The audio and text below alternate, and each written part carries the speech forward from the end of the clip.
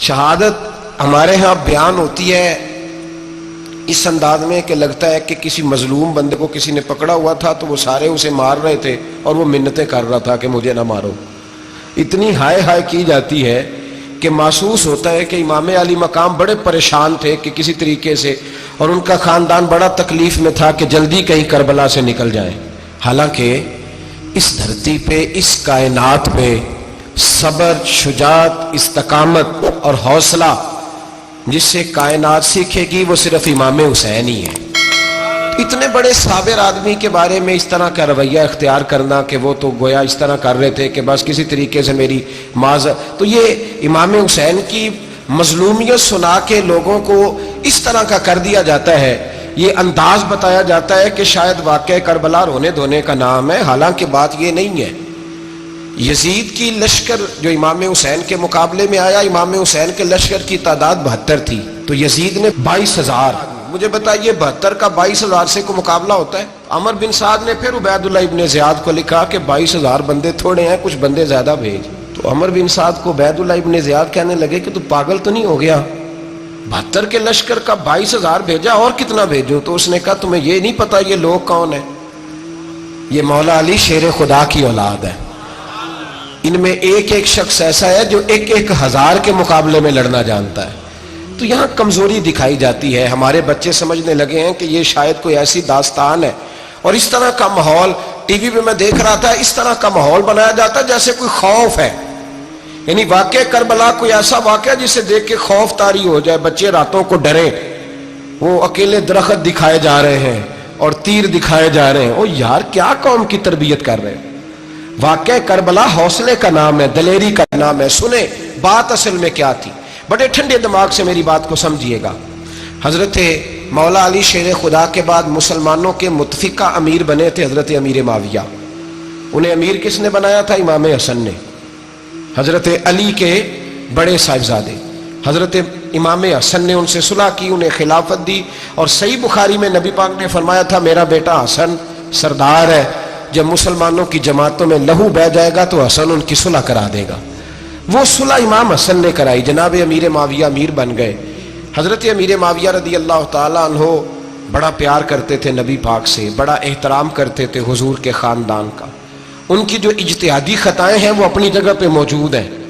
چونکہ امام حسن نے ان سے صلح کر لی، لہذا ہم بھی ان کے بارے میں کوئی جملہ کہنے کے مجاز، ہماری مجبوری امام حسن ہے. اس لیے کہ جسے امام حسن صحیح کہے پھر امام حسن کے ماننے والے کو اسے غلط نہیں کہنا چاہیے. حضرت امیر معاویہ رضی اللہ تعالیٰ عنہ کا جب وصال ہوا تو حضرت امام حسن پہلے ہی ان سے وصال کر گئے، آپ کو زہر دے دیا کہ آپ شہید ہو گئے. امام حسین موجود تھے تو یزید کے بارے میں لوگوں نے کہا جناب امیر معاویہ سے کہ یہ ٹھیک ہے، مناسب ہے اور بہادر ہے، دلیر ہے، وہ جو ہوتے ہیں نا خوش آمدی ٹولہ. تو حضرت امیر معاویہ کے گرد بھی کچھ ایسے لوگ تھے، انہوں نے آپ سے کہا کہ یزید کو نامزد کر دیں. تو آپ نے یزید کو بلایا، حوالہ مجھ سے دیکھ لیجئے گا.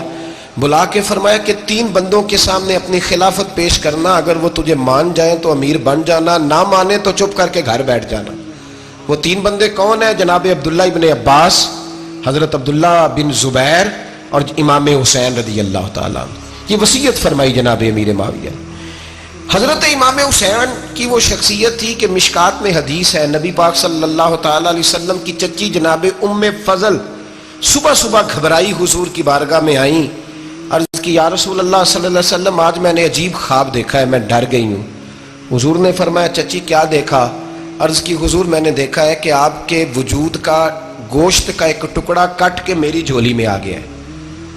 حضور یہ کیا ہے؟ تو محبوب خواب سن کے مسکرائے، فرمایا چچی یہ پریشانی والا خواب نہیں، یہ تو خوشی والا خواب ہے.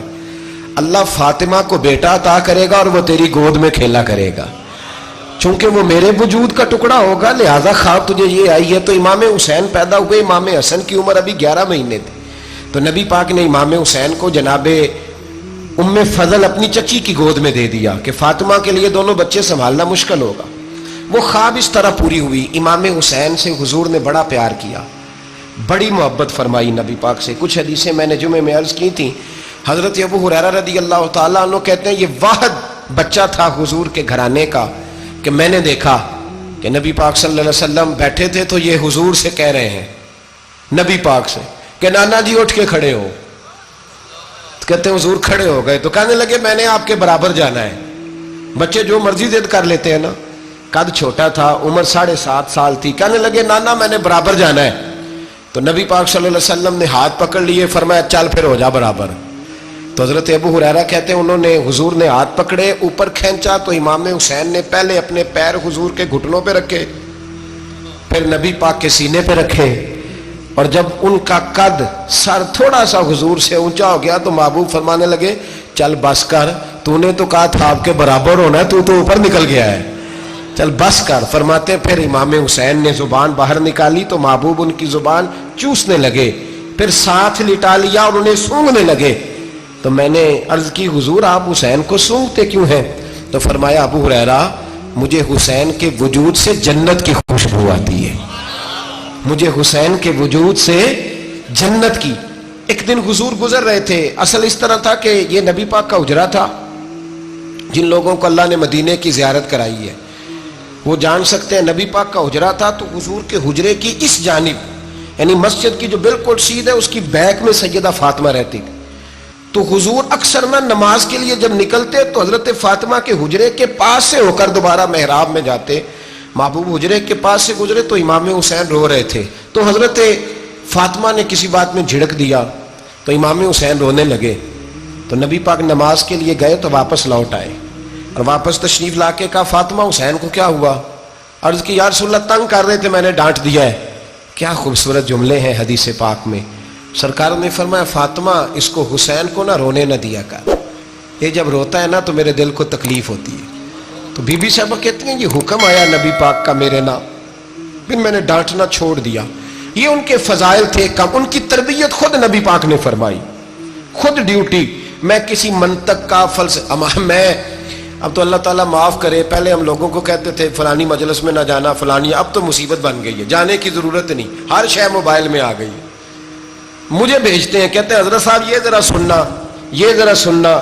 کل کراچی سے کچھ مہمان آ گئے تو اب بچوں نے وہ کلپ سنبھال کے یہ مولوی دیکھو کیا کہتا ہے. اب آیتیں پڑھی جا رہی ہیں قرآن پاک کی, اتنا ٹکڑا یہاں سے لیتے ہیں اتنا ٹکڑا یہاں سے لیتے ہیں اور ملا کے پتہ نہیں کون سا مکسچر بنا رہے ہیں. کسی آیت کا ترجمہ نہیں, کوئی واضح حدیث نہیں, ایسے ہوا ہوگا پھر اس کو اس سے جوڑ لیں تو کیا بنتا ہے, اتنی جمع کر لیں. یہ کون سا دین ہے جو توڑ مروڑ کے بیان کر رہے ہیں؟ کون سا مذہب ہے؟ دین تو واضح کھلی کتاب ہے. اب ہمارا یہ شوق ہے, ہم ہر تماشا دیکھنا چاہتے ہیں, ہم اپنے لوگوں کی قدر نہیں کرتے اور بڑی بڑی دور جا کے ہم غلط معاملات میں جاتے ہیں, پھر ذہن ہمارے شکوک کا شکار ہوتے ہیں. ہمیں سمجھنا چاہیے کوئی ایسی کسی دلیل کی ضرورت نہیں ہے. جب ان کے واضح چیزیں ان کی کتابیں میں موجود ہے, حدیث میں موجود ہے, قرآن مجید میں ان کے فضائل کھل کے موجود ہے, تو دور جانے کی کیا ضرورت. حضور ان کی ٹریننگ کراتے تھے. پہلی بات تو یہ ہے کہ نبی پاک نے دعا مانگی تھی, یا اللہ میرے گھر والوں کو زیادہ روزی نہ دینا, انہیں ایک وقت روٹی دینا ایک وقت کی بھوک دینا.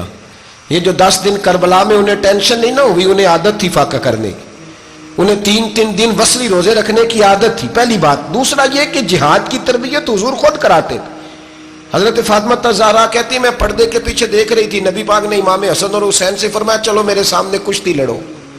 تو دونوں حضرات آپس میں جب کشتی لڑنے لگے تو نبی پاک نا امام حسن کو کہتے ہیں حسن حسین کو ٹانگوں سے پکڑو, حسن حسین کو پیچھے سے پکڑو.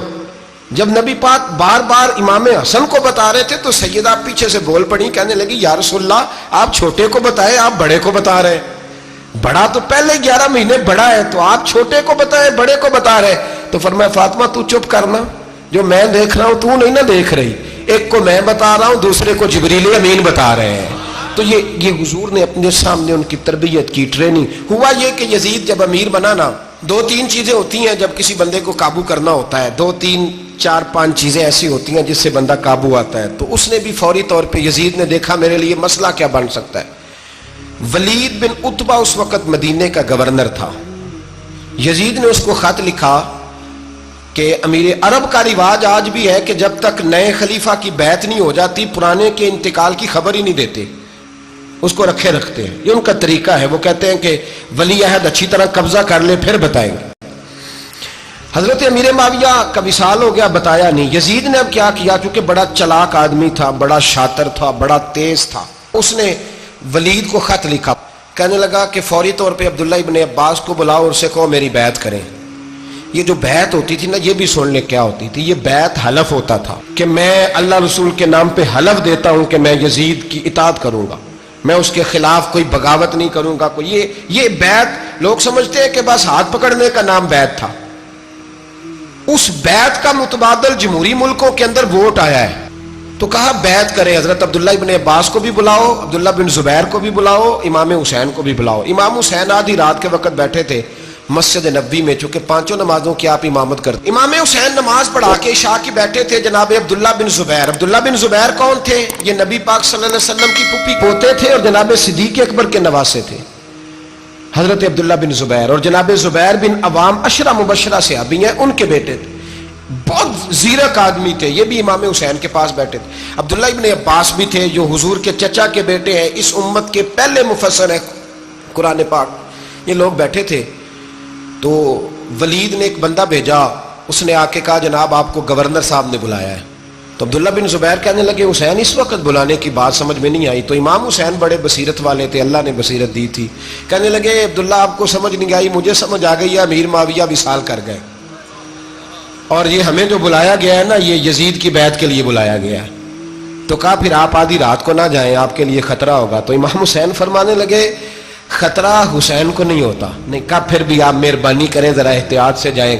تو جناب عبداللہ ابن زبیر نے، عبداللہ ابن عباس نے 14 بندے نیزے دے کے، تلواریں دے کے امام حسین کے ساتھ بھیجے اور کہا کہ امام حسین اگر اس نے کوئی غلط ملت بات کی نا، زبردستی بیعت کرنے کا کہا، تو آپ بس کوئی ایک بات اونچی آواز میں کر دینا، یہ سپاہی پیچھے آ جائیں گے. امام حسین ان 14 بندوں کو لے کے گورنر ہاؤس پہنچ گئے. جب آپ وہاں پہنچے اس نے بتایا، اس نے کہا جی حضرت امیر معاویہ انتقال کر گئے اور آپ نے یزید کی بیعت کرنی ہے. تو امام حسین فرمانے لگے میں چھپ کے بیعت نہیں کروں گا. مجمع لگاؤ، جمعے والے دن اعلان کرو. جو طریقہ ہے حضرت ابو بکر صدیق کا، جو طریقہ ہے حضرت عمر فاروق کا، جو انداز حضرت عثمان غنی کا ہے، جو مولا علی کا ہے، سر عام اعلان کرو. اگر ساری دنیا یزید کی بیعت کرے گی تو میں بھی تیار ہوں. تم مجھ سے بیعت لے کے پھر لوگوں کو بتانا چاہتے ہو کہ حسین بیعت کر رہے ہیں تو تم کیوں نہیں کر رہے؟ میں عام آدمی نہیں ہوں، لہذا چھپ کے بیعت نہیں کرتا. جب یہ بات کی نا تو ولید بڑا نرم دل تھا اور امام حسین کی شان کو جانتا تھا. وہ جانتا تھا یہ نبی پاک کا خاندان ہے. اس نے کہا جی مجھے تو حکم تھا، باقی آپ حضور کے نواسے ہیں، میں کر کچھ. وہاں ایک بڑا بدبخت شخص بیٹھا تھا، عبد الملک بن مروان. وہ ولید سے کہنے لگا کہ اگر حسین آج تمہارے ہاتھ سے نکل گئے تو تمہارے لیے بہت بڑا مسئلہ کھڑا ہو جائے. انہیں جانے نہ دینا، یا بیعت کراؤ یا ان سے کہو جنگ کے لیے تیار ہو. تو امام حسین رضی اللہ تعالیٰ عنہ کے کانوں میں آواز گئی تو فرمانے لگے ابن مرجانہ، اگر تیرے اندر جرت ہے تو آ سامنے حسین کے، اس کے کانوں میں باتیں نہ کر، کانا پھوسی نہ کر، باہر آ میدان میں، شرارت نہ کر، باہر آ. میں تمہیں ابھی بتاتا ہوں کہ حسین سے مقابلہ کرنے کا انجام کیا ہے. یہ کہہ کہ امام حسین باہر نکلے، اپنے بھائی محمد بن انفیہ کو بلایا، عبداللہ بن زبیر، عبداللہ ابن عباس، ڈھیر سارے لوگ اکٹھے ہو گئے. فرمایا یہ معاملہ ہے، اب کیا کرنا ہے؟ تو وہ کہنے لگے حضور وقت ابھی مناسب نہیں ہے، آپ اس طرح کریں یہاں رکے، ہم مکے سے، عراق سے، کوفے سے لوگوں کو بلاتے ہیں، یہاں ایک بڑی مجلس مشاورت قائم کرتے ہیں. امام حسین فرمانے لگے اگر تم مشاورت قائم کرو گے تو ولید اور عبد الملک بن مروان وہ تو جنگ کرنے کو تیار ہے، اور نبی پاک نے فرمایا ایک مینڈا ہوگا جس کی وجہ سے مدینے کی گلیوں میں لہو بہے گا. فرمانے لگے میں وہ بکرا، وہ مینڈا نہیں بننا چاہتا. کہا پھر آپ کیا کریں گے؟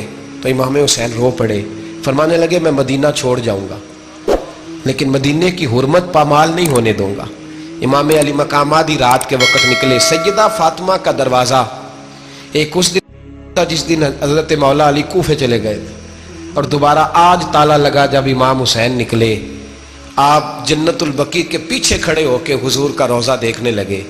اس وقت گنبد تو نہیں ہوتا تھا، روضہ دیکھنے لگے. نانا تیرے کرم کے خزینے کی خیر ہو، میں جا رہا ہوں تیرے مدینے کی خیر ہو. سارا خاندان لے گئے، مکے تشریف لے گئے. حج کے ایام قریب آنے والے تھے. امام حسین نے وہاں لوگوں سے باتیں کی. جب امام حسین وہاں پہنچے تو کوفے سے خط آنے لگے. کوفہ حضرت علی کا دارالخلافہ تھا، وہاں آپ کے محبین، پیار کرنے والے ڈھیروں تھے. انہیں خط لکھے کہ حضور آپ چپ کر کے بیٹھے ہوئے ہیں اور ہمارے اوپر یزید مسلط ہو گیا ہے. آپ اگر میدان میں نہیں نکلیں گے، آپ نہیں آئیں گے تو ہم اللہ کی بارگاہ میں شکوہ کریں گے کہ کوئی ہماری کمان کرنے کو تیار ہی نہیں ہوا. اور وہ خط 1 2 3 نہیں آئے, وہ خط اتنے تھے کہ 3 بوریوں میں بھرے تھے امام حسین, 3 بوریوں میں. اب مجبوری ہو جاتی ہے, حق کے لیے کئی دفعہ بات کرنا مجبوری ہوتی ہے, اگر نہیں کرے گا تو پھر اس کو بھی قبر میں جواب دینا پڑے گا. امام علی مقام رضی اللہ تعالیٰ عنہ نے مکے میں اب لوگوں کو جمع کیا مشورے کے لیے. ہر بندے نے کہا حضور وہ بلا تو رہے ہیں پر اپنے وعدوں کے پکے. کہا حضور وہ پکے نہیں, آپ نہ جائیں. ہر بندے نے کہا حالات ٹھیک نہیں, حالات گراؤنڈ ریالٹی صحیح نہیں. یہی مشورہ آج بھی ہر بندہ دیتا ہے, ابھی حالات نہیں. اتنے خراب حالات کبھی نہیں ہوئے تھے جتنے امام حسین کے دور میں تھے. لیکن فرمایا میں دین کے خلاف غلط حکمران کو مسلط ہونے کی اجازت, بول کے بتائیے, بول کے, غلط حکمران کو مسلط ہونے کی اجازت, مزاحمت کروں گا, مخالفت کروں گا. امام کہنے لگے کوئی بات نہیں, وہ میرے ساتھ چلے نہ چلے لیکن میں کوفے جاؤں گا. وہ لوگ میرے ساتھ کھڑا ہونے کو تیار ہے تو وہ جھوٹ ہے یا سچ ہے پر میں چلوں گا. جب امام علی مقام نے اصرار فرمایا تو جو آپ کے قریبی صحابہ کرام کی اولادیں تھی ساری, یہ بھی اب بیماری ہے. کچھ لوگ کہتے ہیں جی صحابہ نہیں ساتھ چلے, تو میں کہتا ہوں اہل بیت نبوت کے تو کل افراد 21 تھے, تو 72 میں باقی اولادیں کس کی تھیں؟ وہ ساری صحابہ کی اولادیں تھیں. وہ سارے, پتہ نہیں کیوں اس طرح کا فلسفہ بیان کیا جاتا ہے جس میں حالات خراب ہو. حضرت سیدنا امام علی مقام کو جب بہت زیادہ کہا گیا نا, تو امام حسین رضی اللہ تعالیٰ انہوں نے فرمایا چلو میں ایک کام کرتا ہوں, مسلم بن عقیل کو بھیجتا ہوں. حضرت علی کے بھتیجے ہیں, امام حسین رضی اللہ تعالیٰ عنہ کے چچا کے بیٹے ہیں, حضرت عقیل کے صاحبزادے مسلم بن عقیل. بڑے سمجھدار آدمی تھے, معاملہ فہم تھے, بڑے جری تھے. اتنا زبردست مشورہ کم لوگ دیتے ہیں جتنا حضرت مسلم بن عقیل دیتے تھے. ان کو بھیجا گیا کوفے. اب اس میں بڑی تفصیل ہے, وہ اپنے 2 بچے بھی لے گئے. جب وہ کوفے پہنچے نا, تو کوفے پر جناب نعمان بن بشیر کی حکومت تھی. آپ گورنر تھے اور اہل بیت سے بڑی عقیدت رکھنے والے, نرم رویہ. عبید اللہ ابن زیاد کوفے کا گورنر نہیں تھا, یہ کسی اور علاقے کا تھا. جب آپ وہاں پہنچے تو نعمان بن بشیر نے دیکھا کہ حضرت مسلم بن عقیل آئے ہیں, تو لوگ دوڑے ان کی بیعت کرنے, بھاگے. اتنے لوگ جمع ہوئے کہ ایک دن میں 17,000 آدمی نے بیعت کر لی. کتنے بندے جی؟ 17,000 آدمی ایک دن آیا. اب وہ جو امام مسلم بن عقیل کے وہاں نعرے لگانے والے تھے کہنے لگے حضور یہ پہلے دن کی کارکردگی ہے, 2-4 دن میں دیکھیے کیا ہوتا ہے. 2-4 دن میں کیا ہوا, 40,000 آدمی نے بیعت کر لی. اب وہ 40,000 بندہ تیار ہو گیا. ادھر سے جو یزید کے وفادار تھے انہوں نے خط لکھا یزید کو کہ تو نے بڑا نرم آدمی گورنر بنایا ہے اور 40,000 بندہ چلا گیا حسین کی طرف.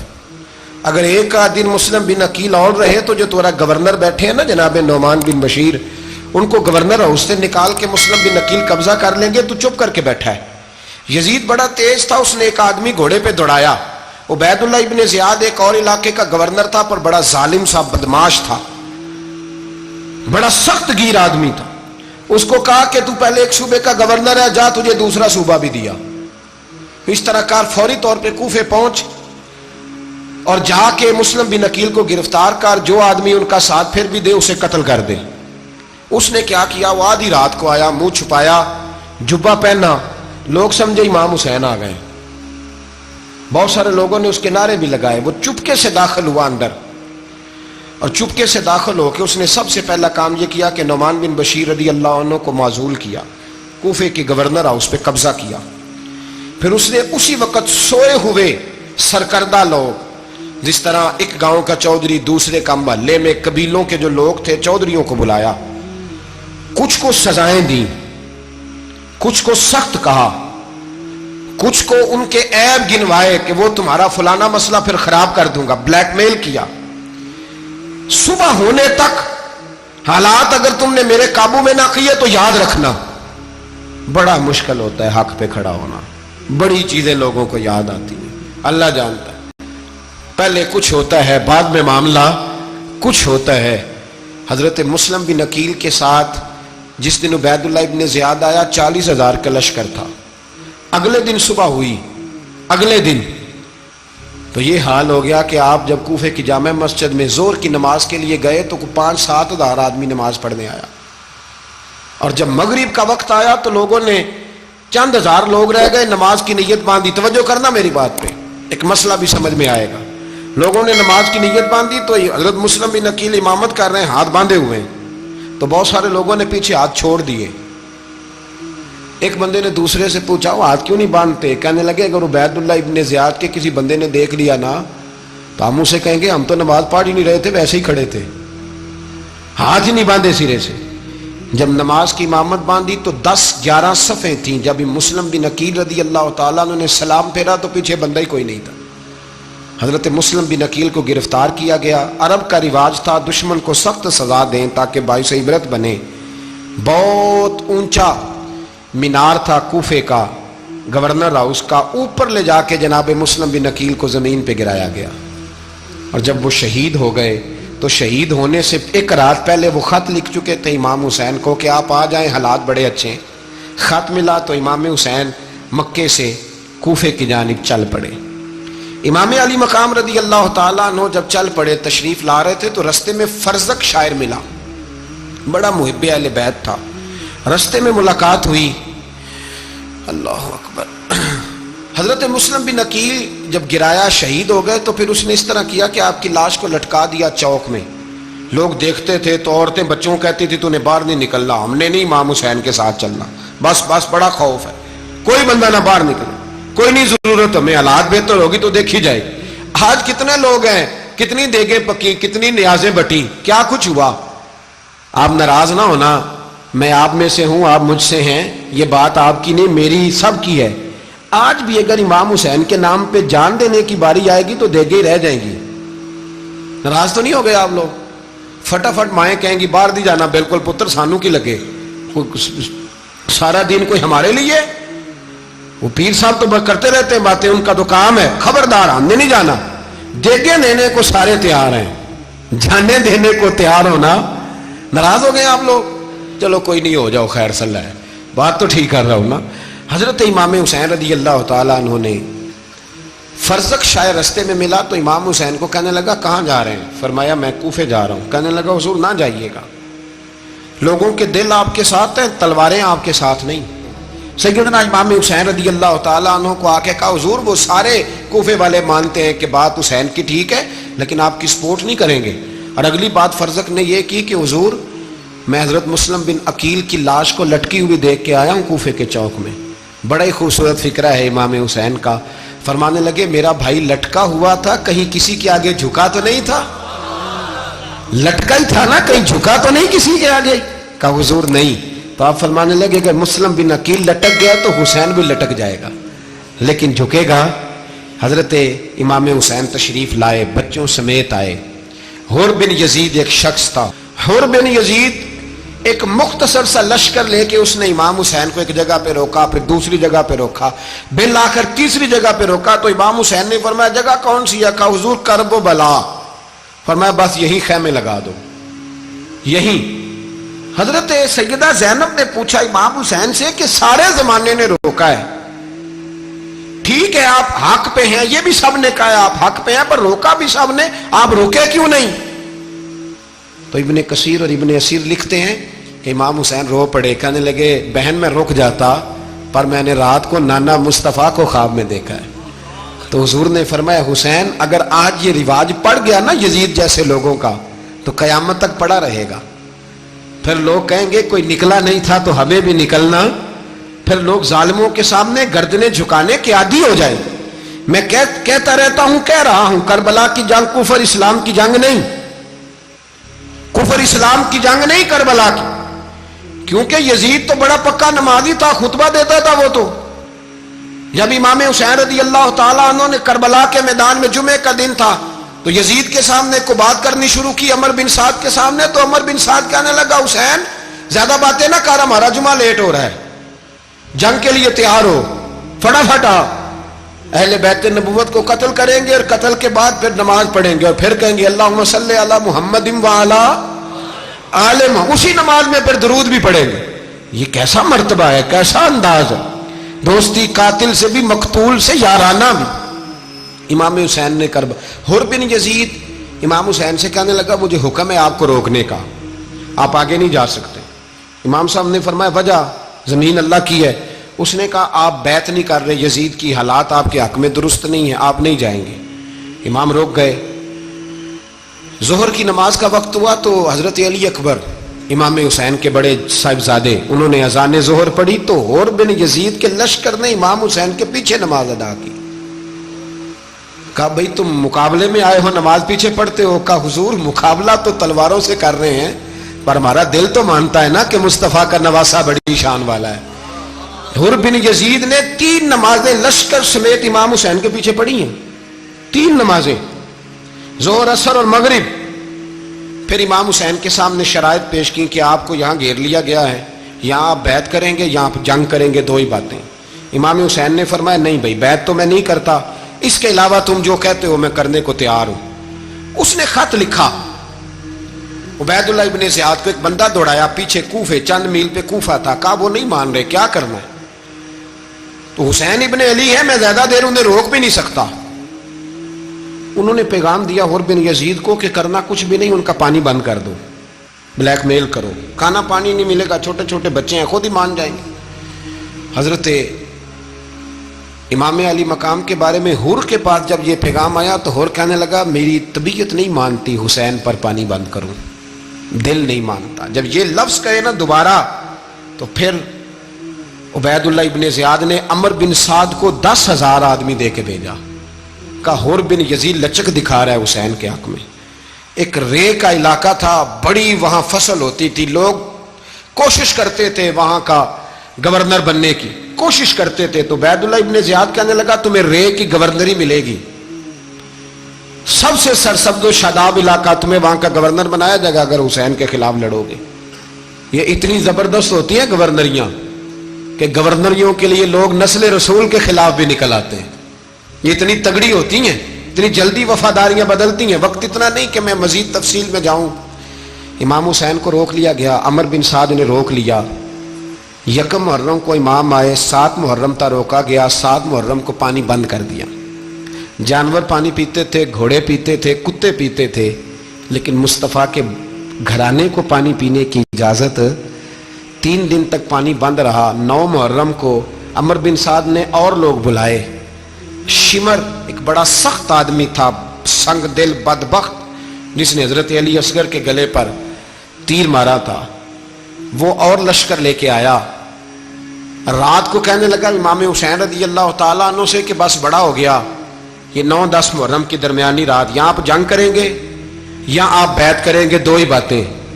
امام حسین اندر گئے, سیدہ زینب سے مشورہ کیا, باہر آئے, فرمایا بات وہی ہے جو پہلے دن والی ہے. امام حسین رضی اللہ تعالیٰ عنہ نے فرمایا بھائی بیعت تو میں نہیں کرتا, باقی جو تمہارا پروگرام ہے. شمر اور ابن سعد کہنے لگے پھر جنگ کے لیے تیار ہو جائیں. کیا انداز ہے امام حسین کا, فرمانے لگے کل جنگ کروں گا, مجھے پتا تو ہے جنگ کا نتیجہ کیا نکلنا ہے, 1 رات مجھے دے دو تاکہ میں کھل کے اپنے رب کی عبادت تو کر لوں. حسین نے جانا ہے, مجھے پتا ہے کل رزلٹ 72 اور 22,000 کا کیا 1 رات مجھے دو, میں مالک سے راز نیاز تو کروں. میں گویا اس سے پوچھوں تو صحیح کہ مالک میرے والد بھی شہید ہیں, بھائی بھی شہید ہیں, نانا کو بھی دکھوں میں دیکھا ہے, تو اب میری باری ہے تو مالک میں حاضر ہوں, مجھے موقع تو دو. اس لیے کہ میرے نانا نے بدر میں بھی ساری رات عبادت کی تھی, صبح مجھے موقع دو. اور دنیا کا اصول ہے جب کوئی موقع مانگتا ہے تو دیا جاتا ہے. یہ دونوں کہنے لگے کوئی موقع نہیں. حور بن یزید پیچھے سے بولا, کہنے لگا نہیں بدتمیزی نہ کرو, حسین کو موقع دو, تمہیں دینا پڑے گا. موقع دیا. حور بن یزید نے پھر منت کی, کہا حضور آپ مہربانی کریں مان جائیں. فرمایا ماننے والا کھاتا کوئی نہیں. یہ بڑا مشکل کام ہے بھائی, ضمیر کا سودا اب تو عام ہو گیا, بازار لگتے ہیں, ریٹ لگتے ہیں, اپنی اپنی چاہتوں پہ لوگوں نے اپنے اپنے انداز سجائے ہوئے. کوئی آدمی بس اچھے طریقے سے نام لے لے تو بس ہم اس کے پیچھے چل جاتے ہیں. اب تو عام ہو گیا یہ معاملہ. امام حسین نے فرمایا ہو ہی نہیں سکتا, ممکن ہی نہیں ہے.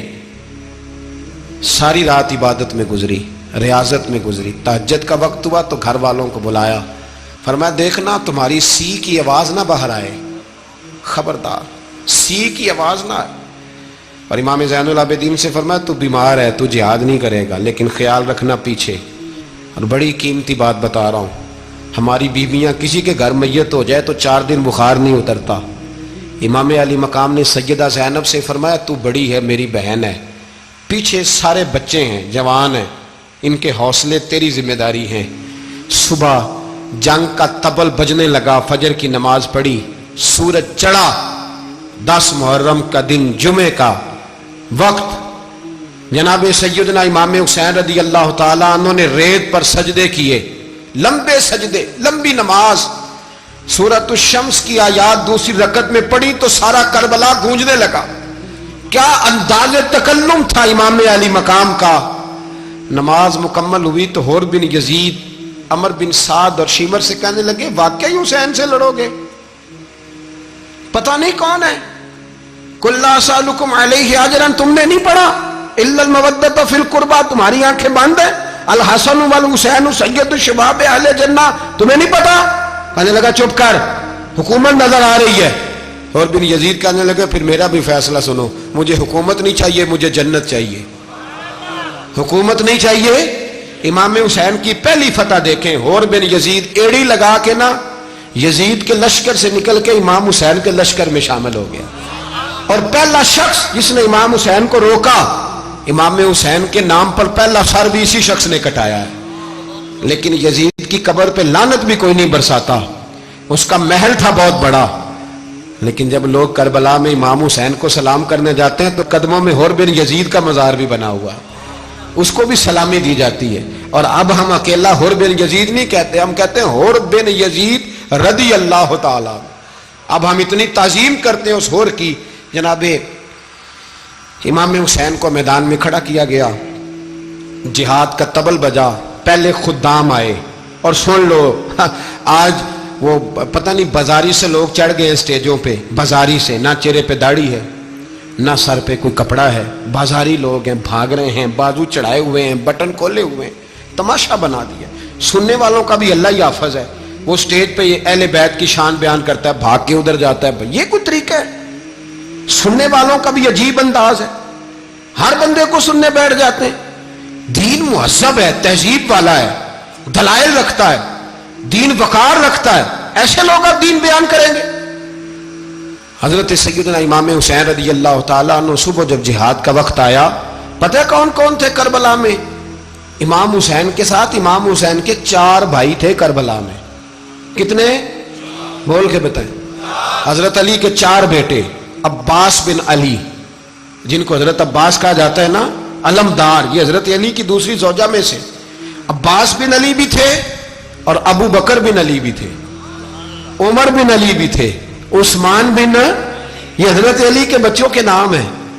یہ آپ کے شہزادے امام حسین کے ساتھ شہید ہوئے، ان کا نام صرف اس لیے نہیں لیا جاتا کہ ان کا نام خلفائے ثلاثہ کے نام پہ، حضرت علی نے اپنے یاروں کے نام پہ رکھا ہے تو تم نے کربلا کے میدان سے خارج کر دیا۔ یہ تینوں شہزادے حضرت جناب سیدنا امام حسین کے ساتھ تھے، یہ بھی شہید ہوئے۔ حضرت جناب زینب امام حسین کی سگی بہن ہے، ان کے 2 بچے تھے، اون و محمد۔ جب امام حسین میدان میں جانے لگے تو جناب زینب بچوں سے کہنے لگی نہ، پہلے بھائی نہیں جائے گا، پہلے بھانجے جائیں گے۔ 2 بچے شہید ہوئے۔ حضرت قاسم بن حسن امام حسن کے بیٹے تھے، وہ جب میدان میں جانے لگے تو امام حسین نے کہا نہیں بھائی تو نہیں جائے گا، تو میرے بھائی کی نشانی ہے، میں جاؤں گا۔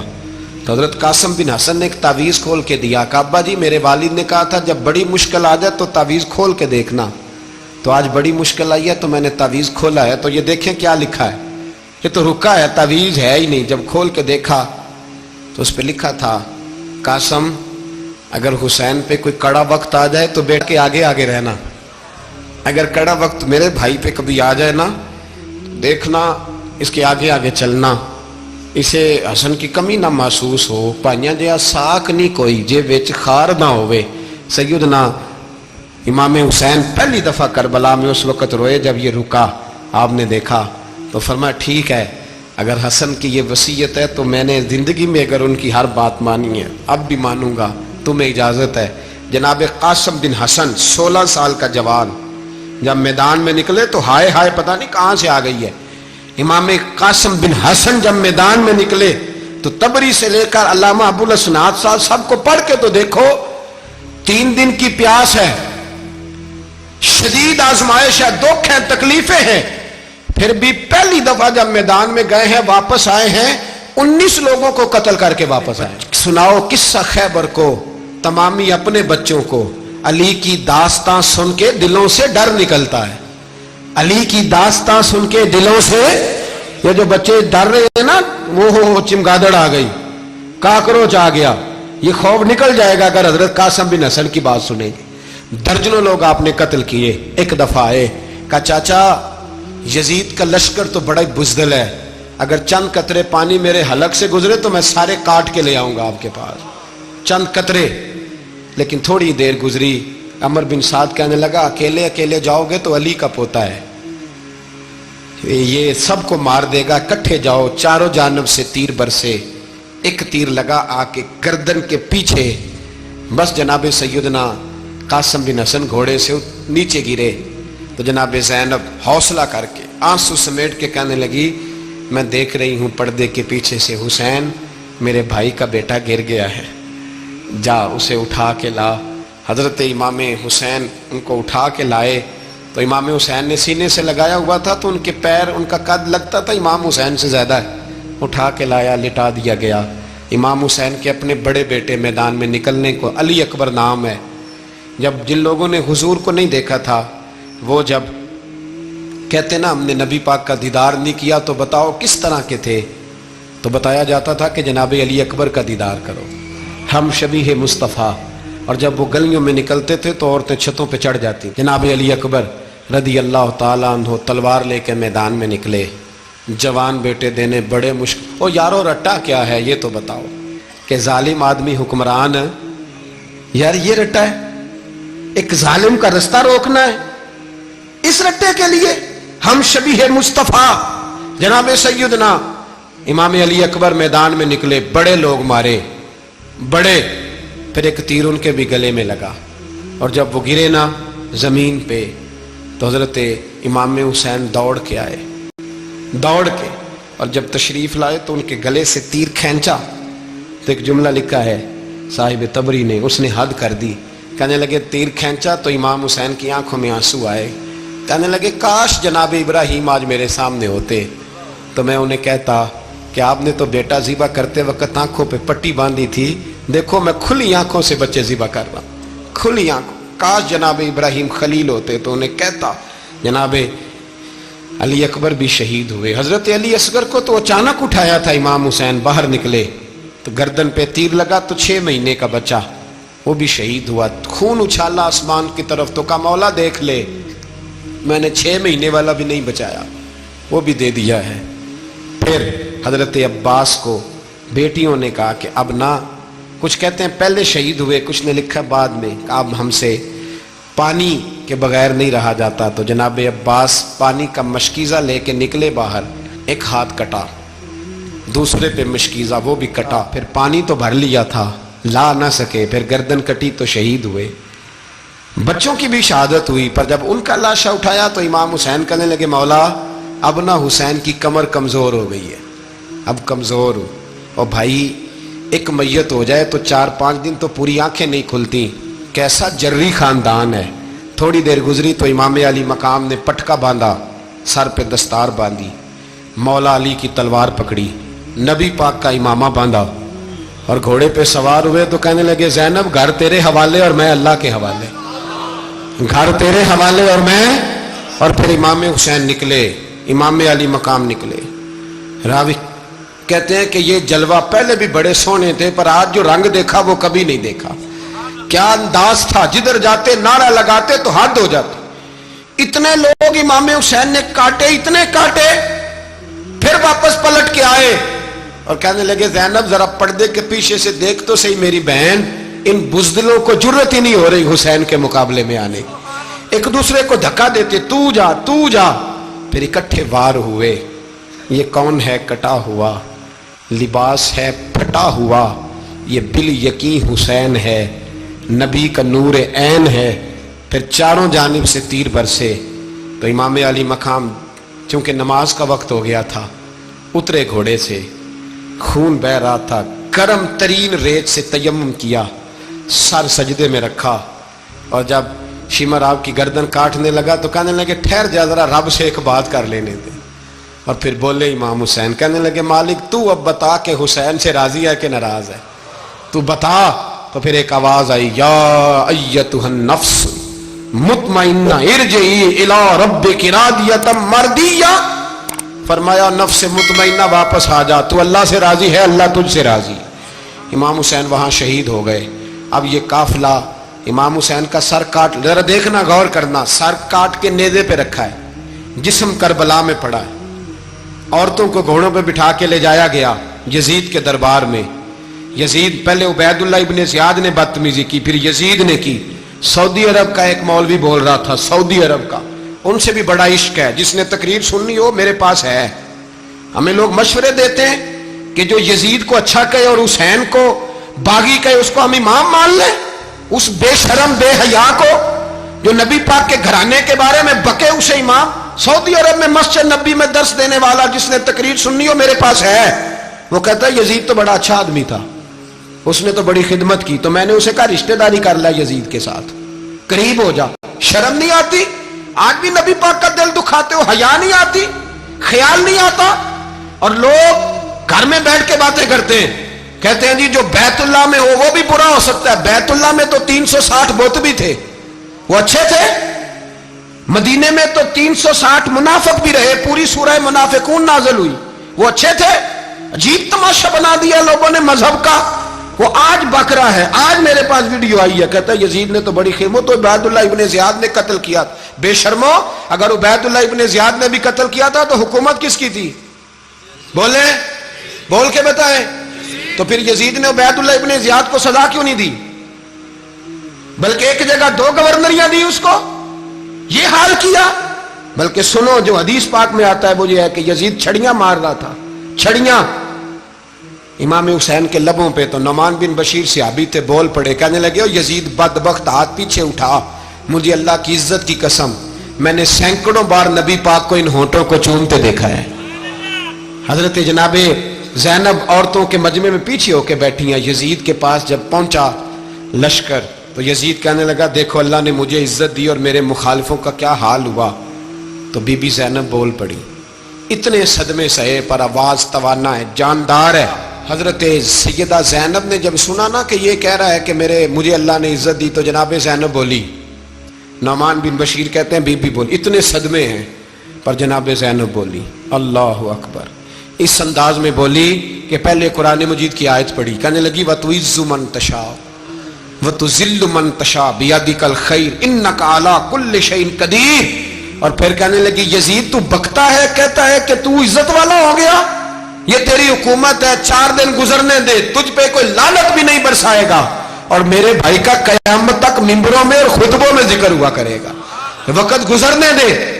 जब जनाबे बीबी ज़ैनब बोल रही थी तो हुजूर के एक नबीना सहाबी पास बैठे थे, जनाबे नौमान बिन बशीर का हाथ हिलाया, हिला के कहने लगे क्या अली आ गए?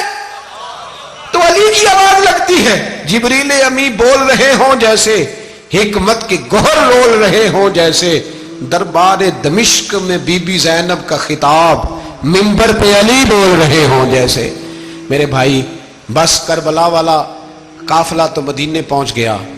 3 साल यजीद ने हुकूमत की, शराबें आम हो गई, मक्के पे हमला हुआ, खाना काबा का गुलाफ जला, मदीने पे उसने हमला किया।